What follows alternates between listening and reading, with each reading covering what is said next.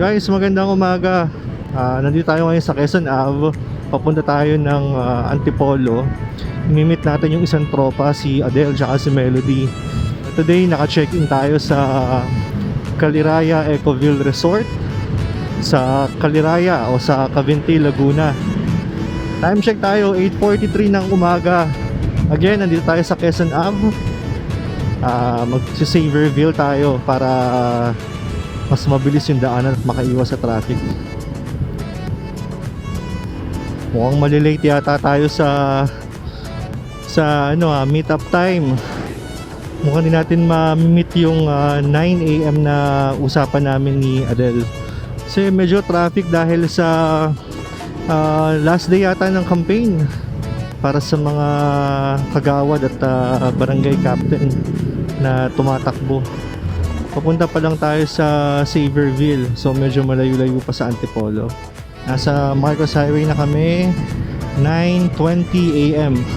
So medyo traffic talaga sa mga dinadaanan natin ngayon dahil sa mga nangangampanya. Pero maganda nga, no? Mas tahimik na ngayon, hindi kagaya dati. Mas maayos na ngayon yung pangangampanya ng mga kandidato. Tapos hindi na rin masyadong madami yung mga kinakabit nilang mga sticker, banner. So hindi na madumi. Nandito tayo ngayon sa SM Marikina. Siguro mga 10 minutes pa nasa Sumulong na tayo. Hindi tayo makapagpatakbo ng mabilis kasi madaming sasakyan. Dahil Saturday ngayon, hindi kagaya kapag Sunday, medyo maluwag, konti lang ang mga sasakyan. Wala ako nakikita masyado ng mga riders ngayon. Hindi ko alam kung dahil ba tinanghali na kami o tanghali na kami for Saturday pa lang ngayon. Kasi long weekend, di ba? Dapat madaming mga riders ang nagra-ride ngayon.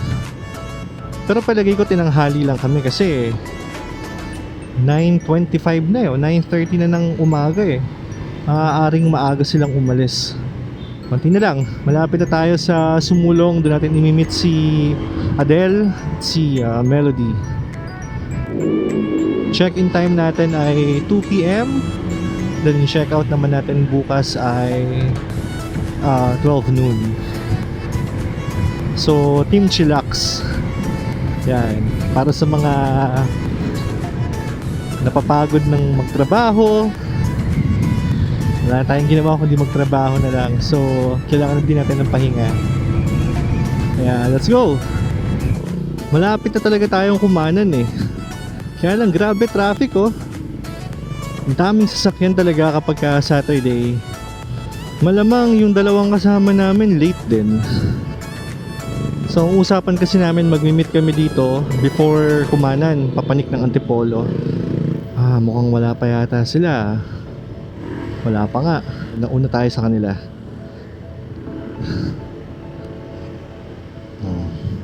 Okay na, papanik tayo ng Antipolo.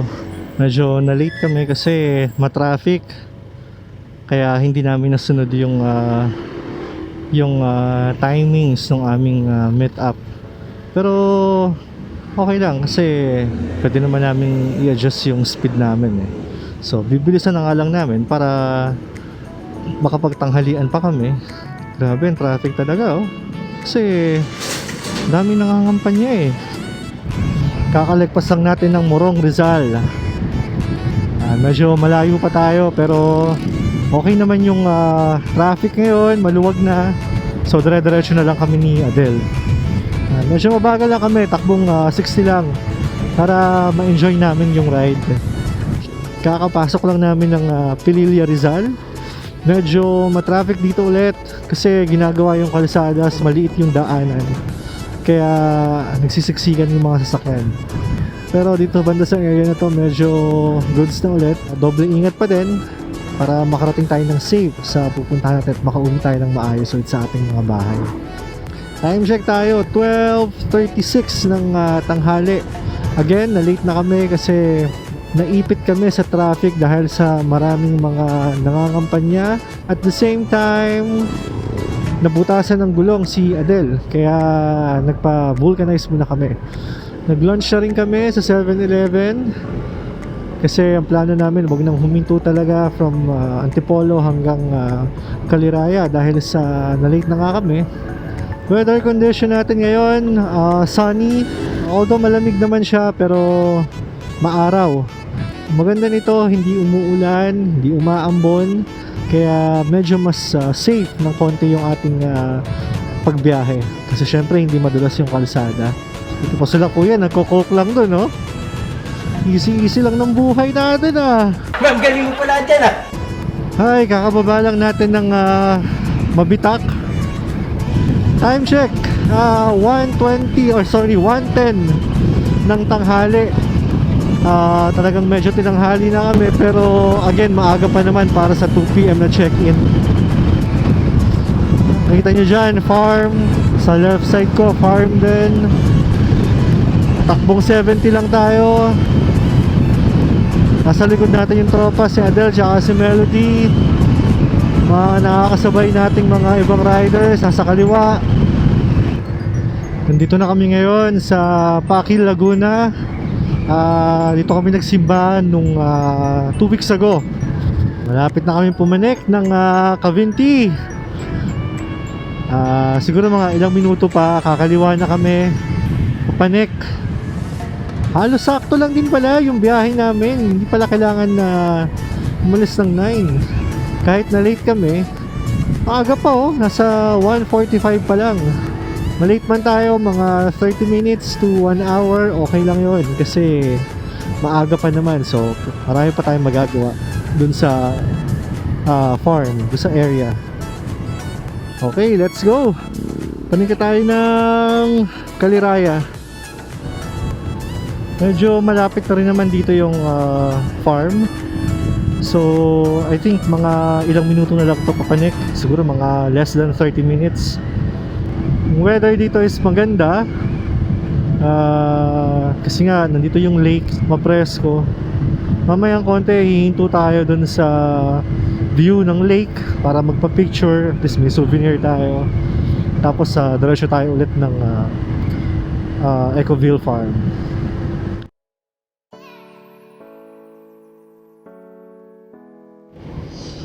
Yan, so ito yung Kaliraya Lake, yung man-made lake na sinasabi nila. Malinis, maayos at wala masyadong tao. Na-preserve nila yung ganda nung lake. Daming establishment dito, mga restaurants, resorts. Ito na, Kaliraya Ecoville. Yes, it's here.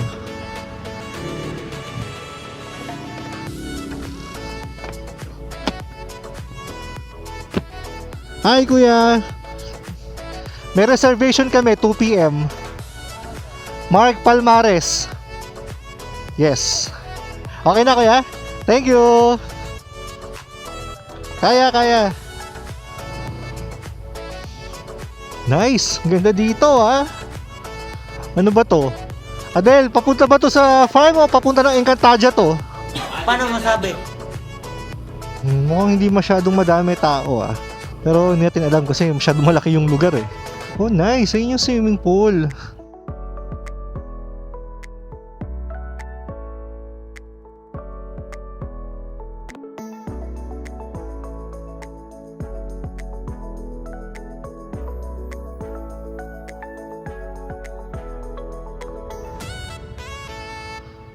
Alright guys, uwian na.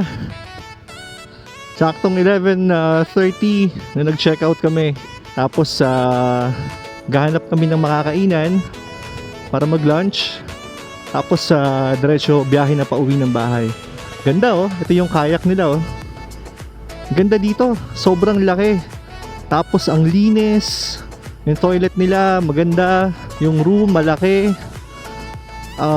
Meron kayong sariling balcony. Swimming pool malinis. Very accommodating yung mga staffs na meron sila. Medyo may kamahalan nga lang yung ATV, nasa parang 1,000 plus for 1 hour. which is hindi naman kailangan kasi nakamotor naman kami. Pwede kaming mag-ikot dito sa loob ng farm. Ayan, nasa unahan natin ngayon si Adele tsaka si Melody. Pinauna natin sila para meron silang video. Etong exit nila napakahaba, lalo na yung entrance nila bago ka makarating sa hotel. Grabe, napakahaba talaga. Ayan, bibigay lang natin yung exit pass para makatuloy na tayo. Kuya, maraming salamat. Thank you so much. Ingat, ingat. Ayun na, ito na ulit tayo sa highway. Time check tayo, 11:30 ng umaga, Sunday, October 29. Yan guys, oh, yun yung Caliraya Lake. Tapos dito naman kami nag-check-in, Caliraya Ecoville Resort. Thank you sa maayos yung service. Very recommended yung services na meron kayo. Next time ulit, dahan-dahan lang tayo para ma-enjoy natin yung ride. Ito yung Japanese garden na sinasabi nila dito sa Caliraya. Pasyalan din to, pero hindi na kami tumuloy kasi medyo mahaba-haba yung biyahe pa uwi. At medyo hindi rin maganda yung panahon. Iniisip namin baka abutan kami ng ulan ngayon, kaya uwi na kami. Yan yung Caliraya Lake. Sobrang peaceful dito sa lugar na to. Kahapon may mga nag-stay dito, mga nakamotor, mga nakakotse, nakatambay lang sila. Tapos naglalakad dun sa damuhan. Pero ngayon medyo wala masyadong tao kasi tanghali pa. Solid yung biyahe pa din kahit dalawa lang kami ni Adele, nila Melody at ni Ivy. Pero syempre kapag mas marami, mas lalong mas masaya. By the way guys, dito sa taas ng bundok, sa Caliraya o sa Cavinti, hindi uso mag-helmet. Yung checkpoint nasa baba, nasa may lumban. Pero ganun pa man, syempre kailangan natin mag-ingat. Napakasimple lang ng buhay dito. Meron din sila ditong curfew hanggang alas 10 lang ng gabi para mapanatili nila yung safety ng mga nakatira dito. Estimated time of arrival namin sa Manila, mga 3:30 or 4. Maximum na yon. Weather condition natin ngayon, medyo cloudy. Sana wag naman umulan. Pag ambon lang, kayang-kaya pa yan. Pero pag umulan, kailangan nating huminto para magkapote. Pag bumabiyahe tayo, kailangan nating i-double check yung ating ginagamit na sasakyan o motorsiklo. Number 1 na dyan yung ating mga brake light, yung headlight, signal light. Syempre importante dyan yung ating preno, yung gulong natin, yung condition niya, kung makapal pa ba o manipis. Kagaya kahapon ng umaga, nabutasan ng gulong si Adele. Buti na lang nasa Antipolo pa lang kami, so left and right pa yung mga mabibilhan natin ng gulong. Yung mga vulcanizing shop, napakadami nila kaya hindi kami nahirapan. Nag-consume ng mga ilang oras, but still okay lang. Ang mahalaga, nung nandito na kami sa bundok ay maayos lahat. Okay, nasa baba na kami ulit, nasa Lumban na kami. 11:50 ng umaga, saktong-sakto sa lunch.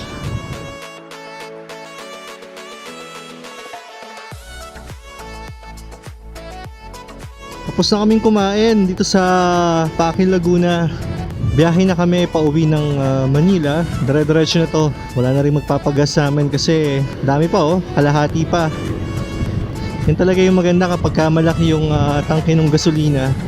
Medyo maambon, kaya binibilisan namin ng konti yung takbo para hindi kami abutan ng ulan. Papalik na ulit kami ng Mabitak. Nandito na tayo sa Antipolo, Rizal. Time check tayo ngayon, 3:50 ng hapon.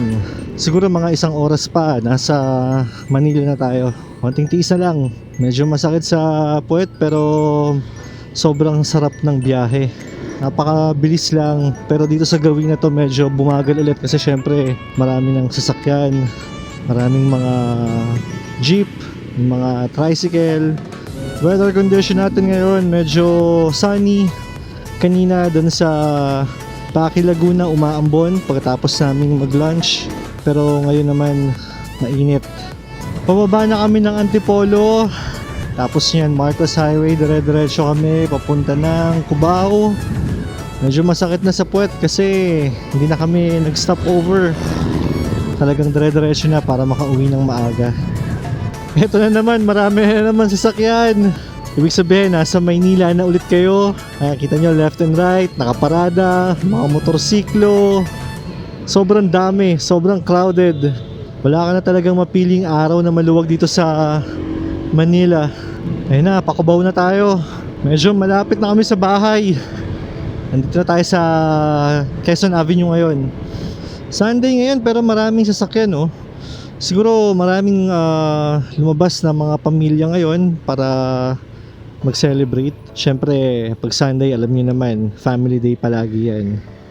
Malamang yun ang dahilan bakit napakadaming sasakyan ngayong araw na to. Nandito na tayo sa Santo Domingo Church. Meron pa tayong 2 guhit ng gasolina sa motor natin. So, ibig sabihin, yung full tank natin na 450 pesos ay kasyang-kasya from Manila to Caliraya, Laguna. Time check. Yeah, 4:30 ng hapon. Sobrang nakakapagod pero kagaya ng sinabi ko, nakaka-enjoy.